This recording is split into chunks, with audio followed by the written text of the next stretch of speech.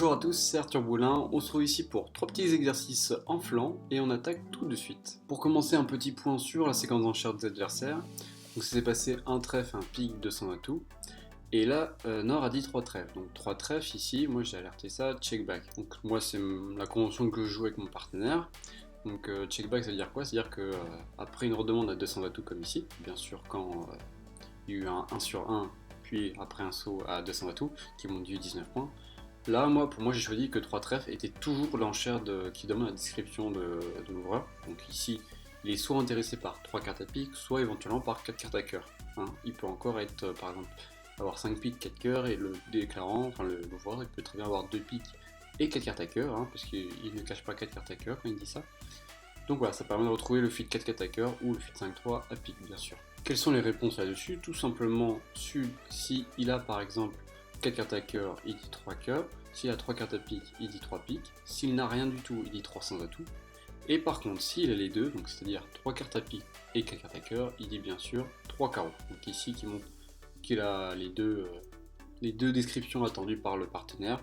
Et ça permet de gagner un peu de place. Donc ça permet à l'autre ensuite de dire 3 cœurs, j'étais intéressé par les cœurs et on va essayer d'explorer un chelem. 3 piques, idem, mais pour les piques. Au début, moi je jouais que la demande de description était la mineure inversée, donc je sais que beaucoup de gens jouent ça, donc ici ce serait un trèfle, un pique, 200 atouts, 3 carreaux, mais bon, voilà, comme vous pouvez le voir, on perd une petite place, mais bon, je sais qu'on peut rattraper ça, sur 3 carreaux, on peut dire 3 cœurs, j'ai 4 cartes à cœur et peut-être 3 cartes à pique, enfin voilà, moi je préfère ça, c'est plus simple, c'est tout bête, donc à vous de voir. Il n'y a pas de mauvais cas entre les deux conventions. Donc là-dessus, bien sûr, le déclarant a dit 3 cœurs pour montrer 4 cartes à cœur, et Nord a conclu à 300 atouts. Malgré l'annonce des cœurs, votre partenaire entame quand même du head cœur. Vous mettez le roi en troisième, car on met toujours la plus grosse en troisième, et le déclarant fait la levée de l'as. Il joue ensuite le 4 de pique pour le 3 et la dame du mort. Qu'allez-vous faire ensuite?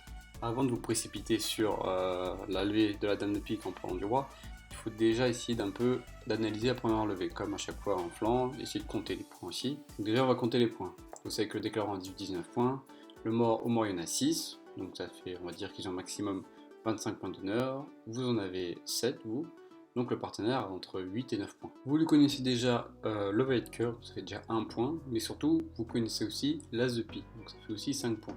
Pourquoi l'as de pique? Parce que bon, le déroulement du jeu du déclarant est assez net, on sait très bien qu'il a 2 petits piques, car votre partenaire a mis le 3 de pique voilà, en paire impair, et puis grâce aux enchères, vous savez aussi qu'il n'en a que 2. Donc ici, même s'il a 5 points dans les majeurs, votre partenaire, il a forcément des petits points à côté en mineur, mais est-ce que ici on est dans une situation urgente? Pas vraiment, ici, le déclarant n'a peut-être pas toutes ses levées. Et d'ailleurs, si vous voyez bien, vous pouvez lui poser des problèmes en coupant ses communications à pique. Vous voyez bien qu'il va essayer d'affranchir ses piques, mais il est un peu en manque de communication. Il ne possède qu'une seule communication au roi de carreau, et si vous prenez tout de suite du roi de pique, là vous avez laissé un peu les communications ouvertes entre le déclarant et le mort. Regardez bien. Là vous voyez les 4 jeux, donc on va d'abord s'intéresser à la couleur pique, celle qui nous intéresse. Si vous jouez pique, que vous prenez du roi pour jouer ensuite cœur par exemple, là le déclarant va mettre petit, votre partenaire va faire la levée du 9 par exemple, et là votre partenaire va rejouer carreau par exemple. Là, le déclarant, bien sûr, il va pas mettre le roi du mort. Il va prendre de l'as et rejouer pique. Donc maintenant, que votre partenaire prenne tout de suite ou au tour suivant, c'est la même chose. S'il prend de l'as tout de suite, voilà, vous voyez bien que le déclarant, il lui reste encore le roi de carreau pour aller chercher ses piques et il va faire son contrat. Il va faire au total 2 cœurs, 3 piques, donc 5, 3 carreaux, 8 et as roi de trèfle, 10. En revanche, si vous coupez les communications en duquant la première levée à pique, là vous allez voir qu'il va avoir un petit problème, car bien sûr s'il rejoue pique, vous pouvez prendre du roi là, et là vous voyez bien, si vous rejouez cœur par exemple, qui fait la même manœuvre, voilà, qui laisse filer au 9, que votre partenaire au carreau comme on dit, et bien là, vous voyez bien que le déclarant n'a plus qu'une seule communication mort, et il reste encore l'as de pique chez votre partenaire, donc il est impossible pour le déclarant d'établir sa levée à pique. Donc voilà, grâce à ce laisser-passer, vous avez pu mettre en difficulté le déclarant, et bon, c'est quand même quelque chose qui est assez simple à visualiser, car ce qui est bien dans cette situation-là, c'est que vous voyez le mort, vous voyez les communications du mort, et surtout vous connaissez déjà parfaitement comment est répartie la couleur à pique, car grâce aux enchères et aussi aux cartes fournies par votre partenaire, vous savez exactement comment la couleur est, et vous pouvez agir en conséquence.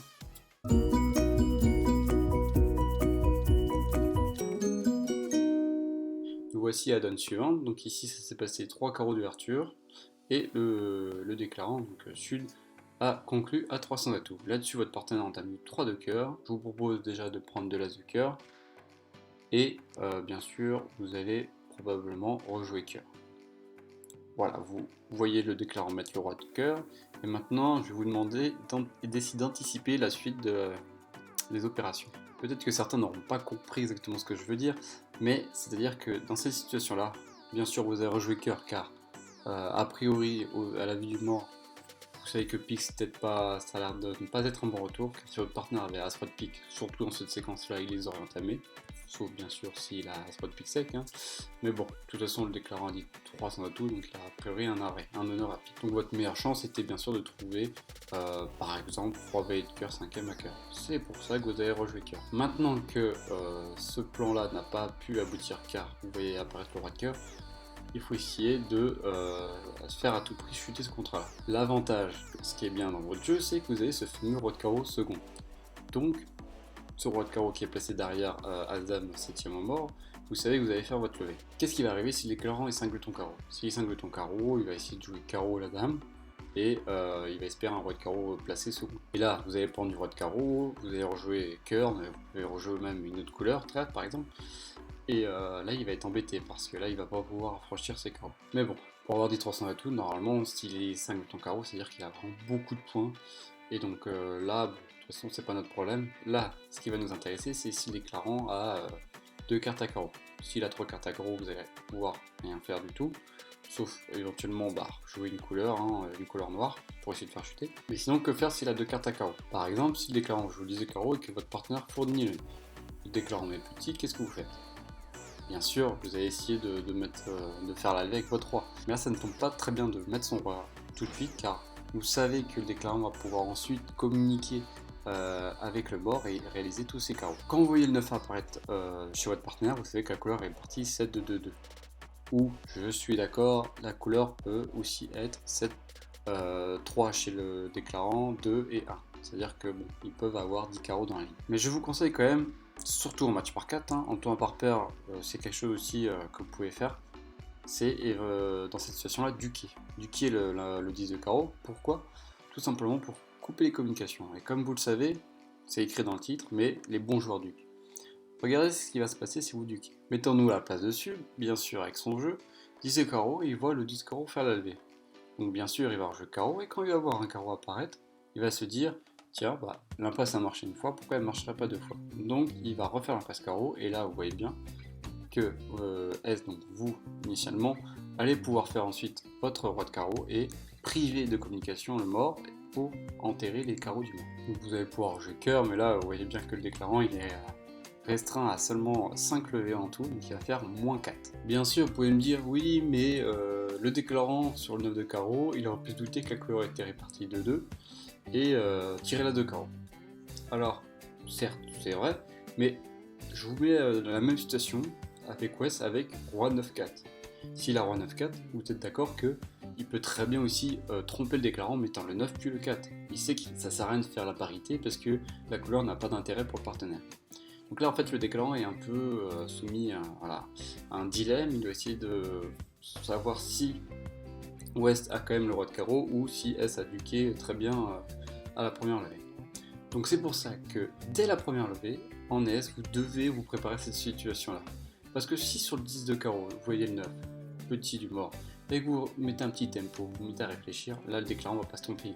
Il va tirer l'as de carreau juste après et il va vous écraser votre roi et il va faire une levée de plus avec tout ça. Donc bien sûr c'est des choses à anticiper et c'est des choses à faire aussi essayer de ne pas être trop stressé à table quand vous le faites, sinon pareil ça va se voir, sauf si vous jouez en ligne bien sûr, mais là si vous voyez 10 de carreau et que vous commencez à duquer avec une goutte de sueur sur le front, là, faites gaffe. Le déclarant peut aussi être méfiant et tirer l'as de carreau au prochain tour. Donc voilà, c'est pas quelque chose qui est du 100%, mais c'est des choses à tenter. Vraiment, je vous conseille de le faire. Vous allez être gagnant à la fin de l'année.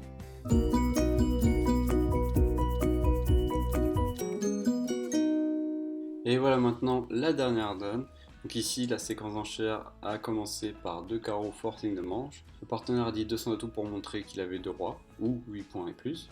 Et là-dessus, bizarrement, Sud a décidé de conclure la séquence en sautant à 6 cœurs tout de suite. Donc bien sûr, vous, en tant que défenseur NES, vous savez très bien que Sud a une main très irrégulière et que bien sûr il recherchait un as dans la main de son partenaire. Donc déjà c'est histoire un peu de vous situer, essayer de visualiser la main du déclarant. Votre partenaire entame du 2 de pique et le déclarant met le valet du loup. Qu'est-ce que vous allez faire ensuite? Alors déjà on va essayer d'essayer de savoir d'où vient ce fameux 2 de pique de votre partenaire. Comme il entame du 2 de pique, vous savez qu'il a un nombre impair de cartes. S'il avait par exemple 5 cartes à pique, il aurait forcément le roi de pique 5ème, parce que la couleur serait répartie 5, 4, 3, 1 avec 5 boutons sud, donc forcément le 5 boutons sud ça aurait été là, sinon votre partenaire n'aurait pas entamé un petit pique. Donc que vous placez la dame ou un petit, c'est pareil. Ensuite, si votre partenaire a 3 cartes à pique, commençons déjà par le cas où il a 3 petits piques. Là encore, l'éclairant, ça veut dire qu'il a As-Roi de pique 3ème, et que si vous mettez la dame ou un petit pique, ça ne va rien changer à la situation. En revanche, si il a le roi de pique 3ème, là par contre, mettre un petit peut être un peu dangereux. En tous les cas, vous n'avez pas filé de levée comme ça directement, mais par exemple, si l'éclairant qui est forcément As de pique 3ème peut éventuellement défausser sur un roi mineur une carte à pique, là vous allez perdre une levée, parce que si vous ne mettez pas la dame, il va faire avec le valet et puis il va ensuite défausser un pique 4. Mais est-ce que c'est très plausible de penser que son partenaire a entamé ce roi de pique 3ème?